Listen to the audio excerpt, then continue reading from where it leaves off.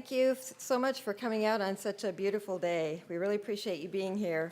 Those of us who have put this workshop together really feel that we can help you to rename and empower you to use the skills that you've learned as graduate students for a wide variety of positions, including grant development, and that's what we wanted to talk to you about today. So I wanted to show you first, who is a typical grant development specialist? Usually it is a female person. This is a survey that was done by the Grant Professional Association in 2016, and 86% of the grant professionals are female. They're between 34 and 39 years old, and they hold a bachelor's degree in English, business, or psychology, or communications.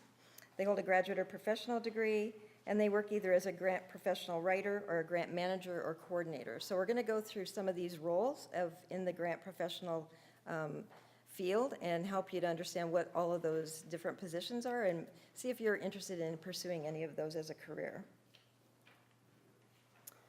So we really feel that grant development is a really good career option for graduate students because you're learning all these research skills that can be employed in grant development.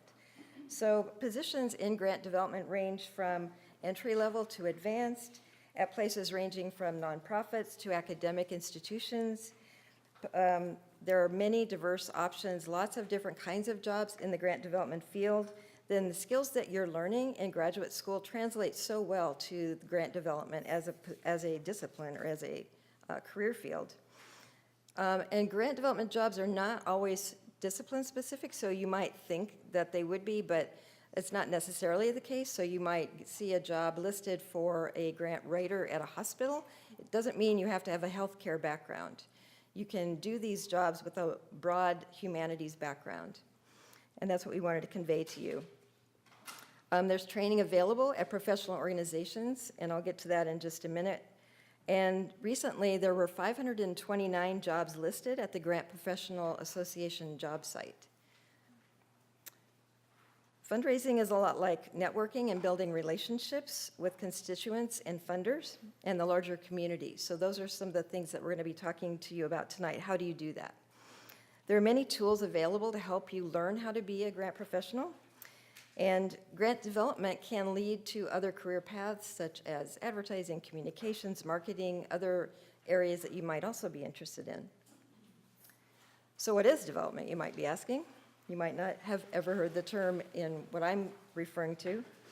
Broadly speaking, grant development is a way for people, firms, technologies, and institutions to interact with each other within economic, social, and political systems.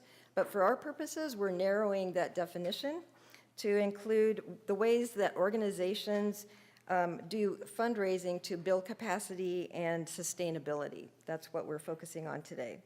So fund development, fundraising, and philanthropy are all very interrelated.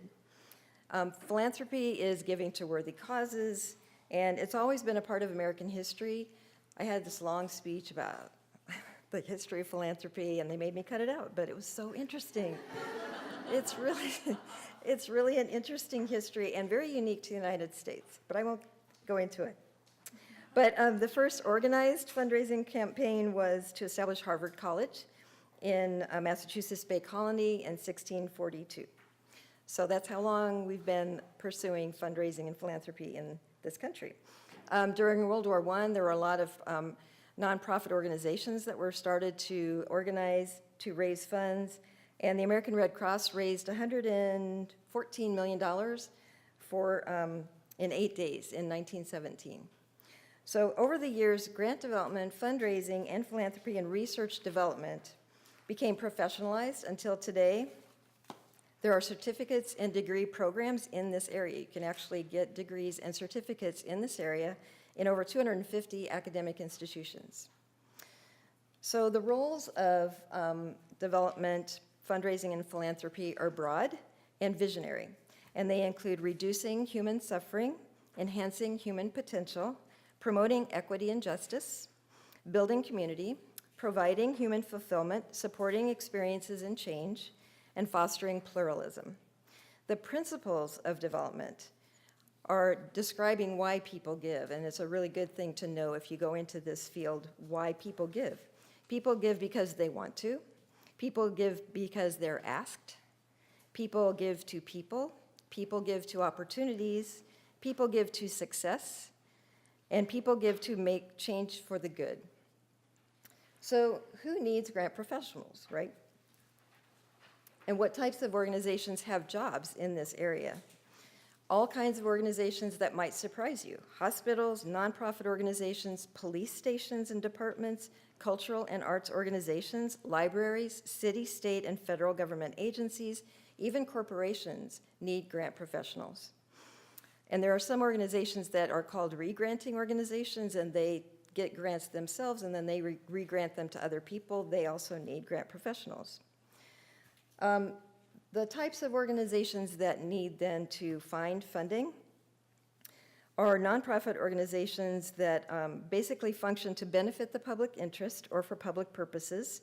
There are lots of legal definitions for nonprofit organizations. They are a type of corporation, and the IRS, the Internal Revenue Service, determines the level of regulations that you have to follow as a nonprofit. There are over 20 different categories for nonprofits.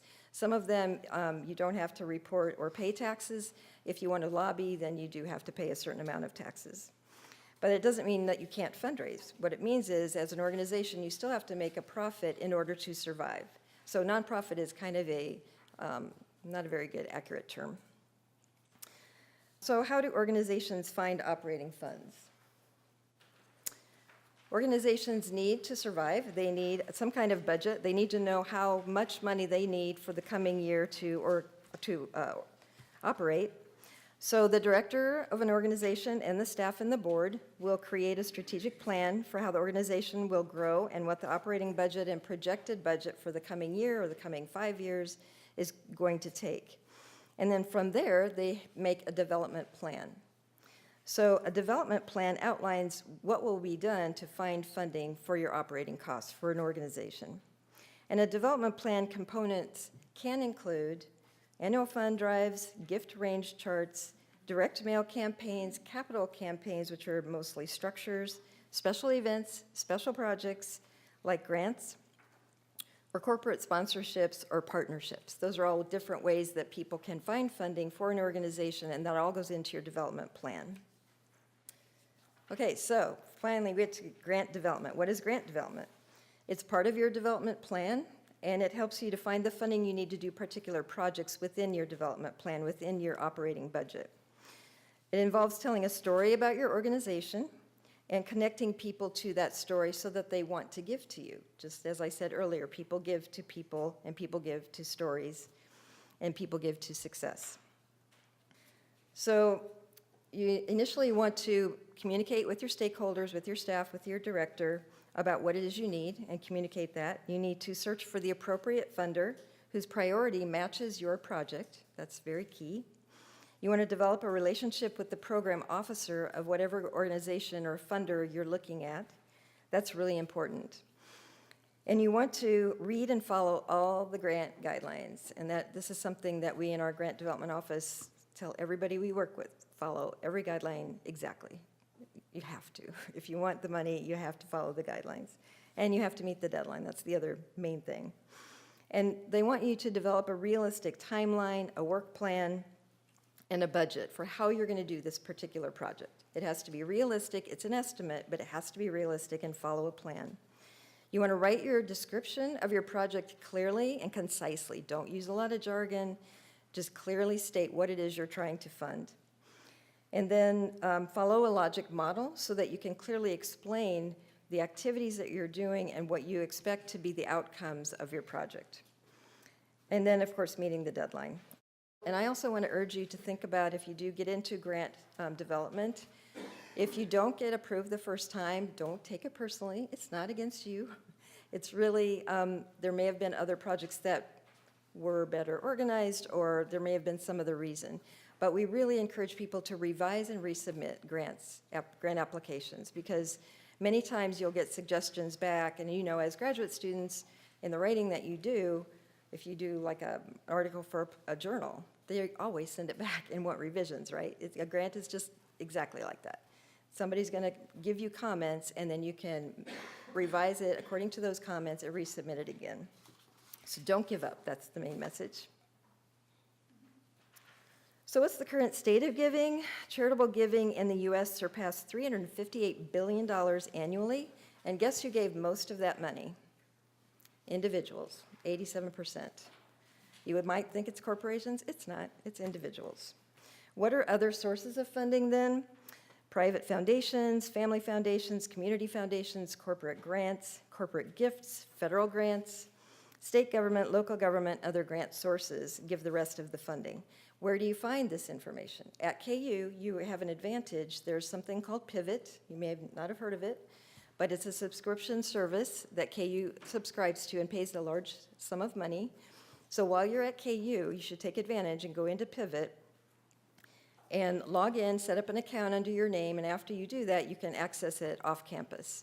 But Pivot allows you to do keyword searches for funding for lots of different kinds of projects, including your research projects for your graduate degree and fellowships. So you might look into it for that as well.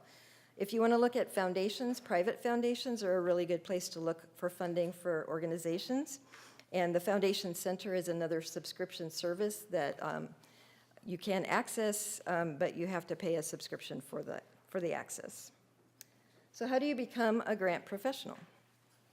There are lots of different professional organizations that will help you do this. The Grant Professional Association that I mentioned earlier, the National Organization of Research Development Professionals, the National Council of University Research Administrators, it's another kind of work in grant development, the Association of Fundraising Professionals, GPA has a consulting directory. You can go off on your own and be a grant consultant, and they will help you with that. And the University of Missouri has a certificate program you might be interested in. The University of Kansas also has a certificate of program in this area that you might be interested in. And then there are lots of opportunities to mentor or volunteer or intern with grant professionals to learn this field. It has, Public Affairs and Administration has a certificate program.